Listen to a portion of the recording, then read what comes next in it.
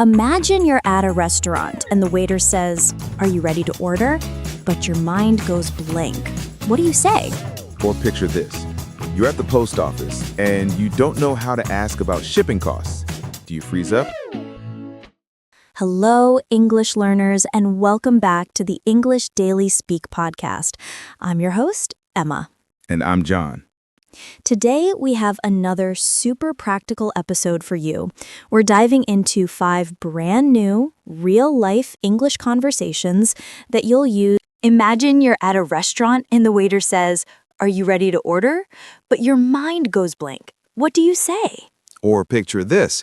You're at the post office and you don't know how to ask about shipping costs. Do you freeze up? Hello, English learners, and welcome back to the English Daily Speak podcast. I'm your host, Emma. And I'm John. Today, we have another super practical episode for you. We're diving into 5 brand new real-life English conversations that you'll use all the time. That's right. Last time, we covered cafes and supermarkets. But today, we're taking you to a restaurant, the post office, a doctor's office, and even planning a night out with friends. These are everyday situations where you need to speak clearly and confidently, and we want you to feel prepared for all of them. Exactly. We've prepared 5 complete conversations with useful phrases that you can start using today. We'll give you the dialogue, break down the key expressions, and help you practice. So grab a pen and paper or just relax and listen. Let's get started. Conversation 1.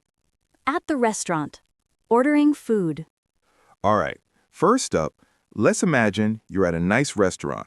You're sitting down, looking at the menu, and the server comes over.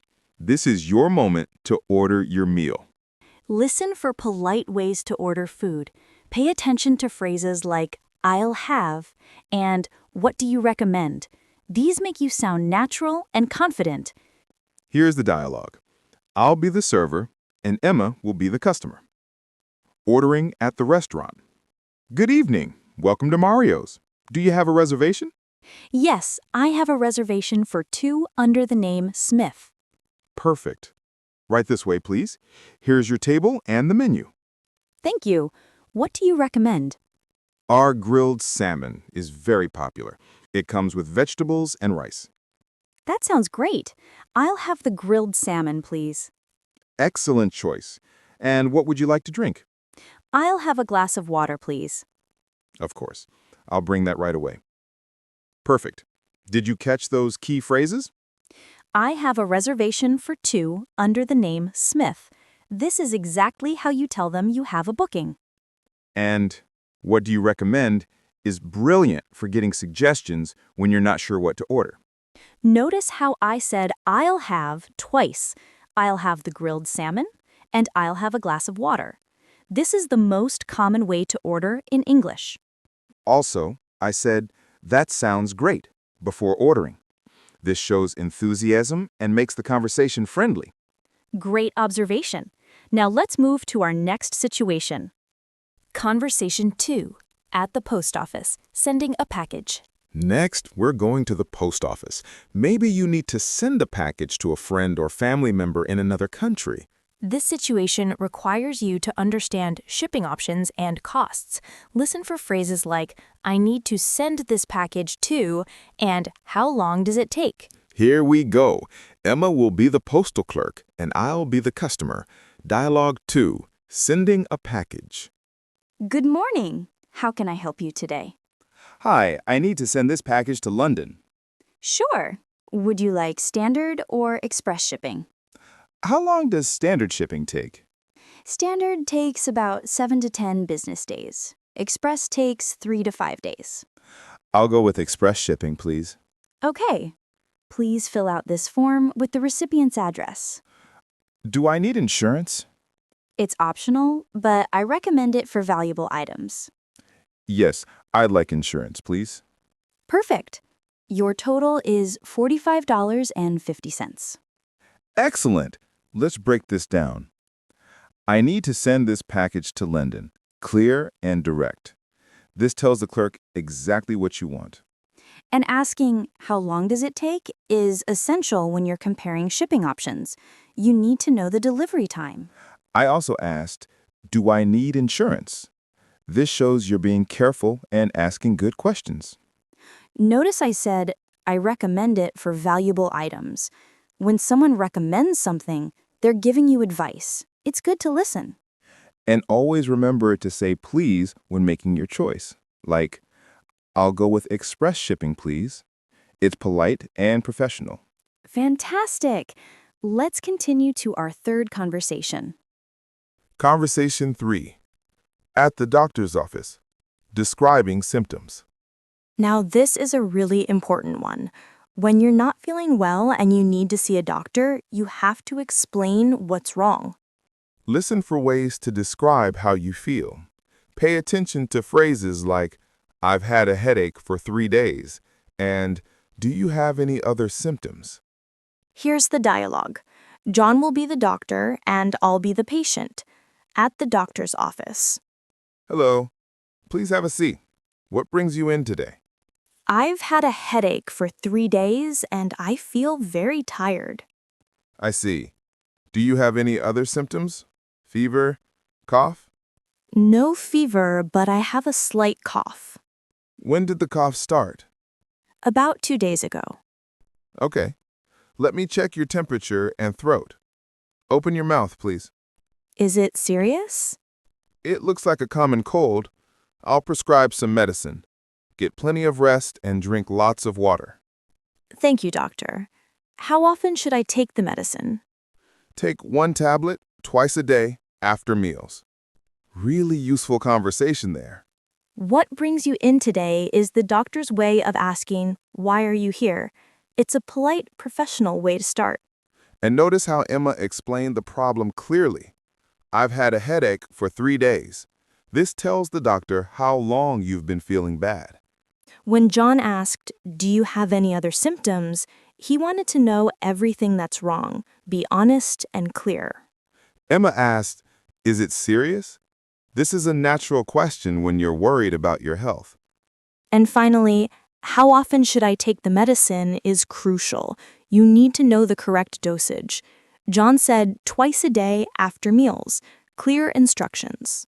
Always ask questions if you don't understand. Your health is important. Now, let's move to something more fun. Conversation 4. Making plans with friends. This is a fun one. Let's say you want to hang out with a friend. Maybe go to the movies or grab dinner. How do you start that conversation? Listen for phrases like, are you free? And how about? These are perfect for suggesting plans and finding a time that works for both of you. Here's the dialogue. We'll just be ourselves, 2 friends making plans. Planning a night out.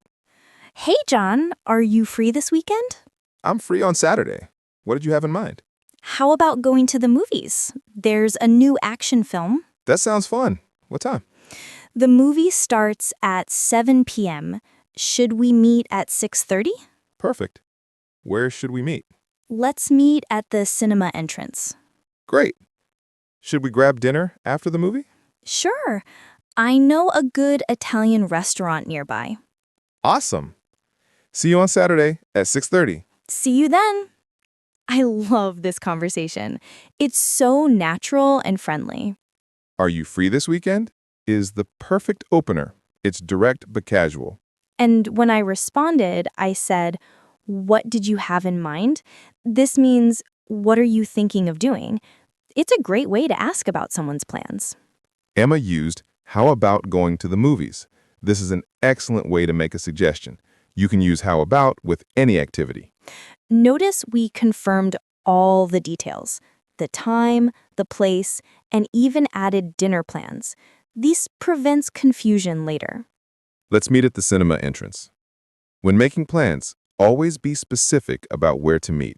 And we both ended with, see you on Saturday. A friendly way to say goodbye when you have plans together. Perfect example of casual, friendly English. Now, our final conversation. Conversation 5. At a hotel, checking in. Last but not least, let's imagine you're traveling and you arrive at your hotel. You need to check in and get your room key. This is a formal situation, so listen for polite, professional language. Pay attention to phrases like, I have a reservation, and may I see your ID? Here we go. Emma will be the hotel receptionist, and I'll be the guest. Checking in at a hotel.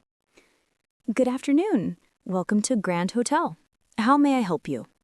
Hi, I have a reservation under the name Johnson. Let me check. Yes, Mr. Johnson. You booked a double room for 3 nights, correct? That's correct. Perfect. May I see your ID and credit card, please? Here you are. Is breakfast included? Yes, breakfast is served from 7 to 10 a.m. in the dining room on the first floor. Great. What time is checkout? Checkout is at 11 a.m. Here's your room key. You're in room 305 on the 3rd floor. Thank you. Where's the elevator? Turn right, and you'll see it at the end of the hallway. Enjoy your stay. Thank you very much. Wonderful. That's exactly how a hotel check-in works. I have a reservation under the name Johnson. This is the standard way to tell them you have a booking. I confirmed the details. You booked a double room for 3 nights, correct? Always listen carefully and confirm if it's right. May I see your ID is a formal, polite request. May I is more polite than can I in professional situations. John asked important questions. Is breakfast included? And what time is checkout? These are things you need to know. And notice, here you are, when giving something to someone, is polite and common. I gave clear directions to the elevator. Turn right, and you'll see it at the end of the hallway. Always listen carefully to directions. And ending with, enjoy your stay, is the hotel's way of wishing you well. You can simply say, thank you. Wow, those were 5 incredibly useful real-life conversations. We covered ordering at a restaurant, sending a package at the post office, seeing a doctor, making plans with friends, and checking into a hotel. These are all situations you will absolutely encounter when using English in real life, whether you're traveling, working, or just living your daily life. And the key takeaway here is practice, practice, practice. Don't be afraid to use these phrases. Exactly. Start with the situations that are most relevant to you. Maybe you eat at restaurants often. Practice that conversation first. The more you use English in real situations, the more confident and natural you'll become. Remember, it's completely okay to make mistakes. Everyone makes mistakes, even native speakers. The important thing is to keep trying and keep learning. You can listen to these dialogues again, pause the video, and repeat the phrases out loud. Practice makes perfect. Try to imagine yourself in these situations. Picture the restaurant, the post office, the doctor's office. Make it real in your mind. And don't forget to adapt these phrases to your own needs. You can change the details, order different food, send a package to a different country, describe different symptoms. Make it personal and relevant to your life. That's how language learning works best. We hope this episode has given you valuable tools and confidence to use English in your daily life. Every conversation is a step forward in your English learning journey. You're doing great. Thank you so much for joining us today on the English Daily Speak podcast. We love helping you improve your English. If you found this episode helpful, please give us a big thumbs up and share it with your friends who are also learning English. And don't forget to subscribe to our channel for more practical English lessons and real-life conversation practice. We'll be back soon with another episode to help you speak English confidently every day. Until then, keep practicing, keep learning, and keep talking. Bye for now. See you next time.